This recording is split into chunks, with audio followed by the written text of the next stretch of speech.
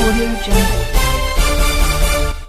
देखिए, भारत में प्रतिवर्ष 17 नवंबर को हम राष्ट्रीय मिर्गी दिवस मनाते हैं और इस दिवस को मनाने का उद्देश्य यह है कि लोगों में मिर्गी की बीमारी के प्रति जो भ्रांतियां हैं कि झाड़ फूंक वाली बीमारी है, ऊपर का चक्कर है, उसके प्रति जागरूकता फैले और लोग उचित तरीके से इलाज कराएं। इसलिए इस दिवस को मनाया जाता है। तो विश्व में करीब 5 करोड़ के आसपास मरीजों को ये बीमारी है और अपने देश में भी 10 लाख से ऊपर मिर्गी से जो पीड़ित हैं वो लोग हैं और उनको प्रॉपर इलाज भी नहीं मिलता और अनभिज्ञता के कारण वो अपना इलाज बाबा या झाड़ फूक या देसी विदेशी जो भी है वो कराते रहते हैं और उससे फ़ायदा नहीं होता, बार बार दौरे पड़ते रहते हैं।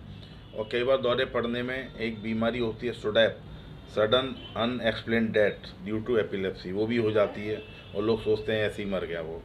तो मेरा मानना ये है कि आपको इसके बारे में पूरा पता होना चाहिए। अब हम इसकी बात करते हैं कारणों पे। इसके कारण क्या होते हैं? आजकल सिर की चोट, उसके बाद दौरे पड़ सकते हैं, दिमाग में कोई गांठ हो जाए, ट्यूमर हो जाए, दिमाग में टीबी की गांठ हो जाए, या काफ़ी लोगों को आम भाषा में बोलते हैं ना, जैसे गोभी का कीड़ा जो होता है न्यूरोसिस्टिक सर्कोसिस, उसकी गांठ बन जाए, उससे दौरे पड़ जाते हैं। कुछ महिलाओं को प्रेगनेंसी में डिलीवरी के दौरान एक बीमारी प्रेस होती है, उससे भी दौरे पड़ते हैं। तो ये कुछ सामान्य कारण है। बाकी कुछ लोगों में जन्मजात, जैसे बच्चों को बुखारी दौरे भी पड़ते हैं जो 5 साल की उम्र तक कॉमन रहते हैं। बुखार आने के साथ ही दौरे पड़ने लगते हैं बच्चों में। और ट्यूमर्स हो गए, एक्सीडेंट हैं, ये कुछ सामान्य कारण हैं जिनसे हमें दौरे पड़ते हैं। दौरे क्यों पड़ते हैं? हमारे दिमाग में कुछ केमिकल्स होते हैं जो हमारे जो दिमाग की तरंगें हैं उनको कंट्रोल करते हैं। कुछ केमिकल्स बढ़ाते भी हैं, कुछ उनको दबाते भी हैं। तो जब इनमें अनियंत्रितता आ जाती है तो हमारे दिमाग में दौरे पड़ने लगते हैं।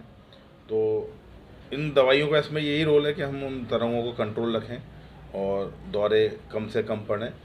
और यदि उचित इलाज कराया जाए तो 70 से 80% मरीज भी करना सही पड़ सकता है। तो मेरी सलाह ये है कि यदि कोई ऐसी घर में किसी को बीमारी हो तो आप उसका उचित इलाज कराएं, क्योंकि कई बार ये दौरे पड़ते हैं और आप वाहन चला रहे हैं, उस दौरान पड़ गया तो आपका भी एक्सीडेंट हो सकता है, सामने से जो गाड़ी आ रही है उसको भी चोट लग सकती है। तो इन चीज़ों का ध्यान रखें। और कभी आपको यदि ऐसा लगता है किसी आदमी को दौरा पड़ रहा है तो उससे भागें नहीं, उसकी मदद करें, उसको करवट लेटा दें। यदि उसके कॉलर के बटन टाइट हैं तो उनको ढीला कर दें। यदि मुंह में कुछ झाग वगैरह से आ रहे हैं तो उसका कपड़ा लेके रुमाल से उसको मुंह को साफ़ कर दें, करवट लेटा दें। और नियर बाई जो भी कोई अस्पताल की सुविधा हो तो वहाँ लेके पहुँचा दें। यदि आप इतना भी काम कर देते हैं तो इससे किसी व्यक्ति की जान भी बच सकती है और आगे के लिए उसको एक आइडिया भी रहेगा कि मुझे अपना क्या क्या सावधानियां रखनी है।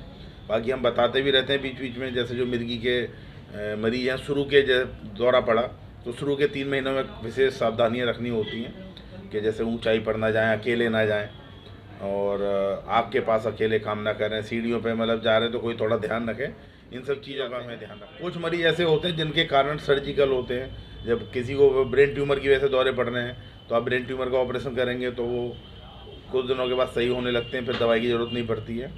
कुछ लोगों को सिर की चोट के बाद दौरे पड़ते हैं तो उनमें भी हम दवाई देते हैं, या लगता है कि चोट बहुत ज़्यादा है तो ऑपरेशन की ज़रूरत भी पड़ सकती है। और कुछ बीमारियाँ ऐसी होती हैं, MTS, मीडियल टेम्पोरल स्क्लेरोसिस, जिसमें एक दिमाग की एक नसें हैं वो सूख जाती हैं, पर उसके लिए भी सर्जरी होती है। तो उसके लिए पूरा वर्कअप कराना पड़ता है, उसके बाद सर्जरी डिसाइड की जाती है कि किस मरीज को ज़रूरत है। पर अक्सर 70 से 80% मरीज दवाइयों के कोर्स से ही सही हो समय पे जगह। और ख़ासकर मिर्गी के दौरे वाले मरीज को धूम्रपान, शराब, गुटखा, तंबाकू, इन सब से दूर रहना चाहिए। यदि आपको कोई शुगर बीपी की बीमारी है तो उसका भी उचित इलाज कराएं, क्योंकि कई बार दिमाग की नस सूख जाती है, स्ट्रोक हो जाता है, उससे भी मिर्गी आ जाती है। तो इन सब चीज़ों का ध्यान रखना चाहिए।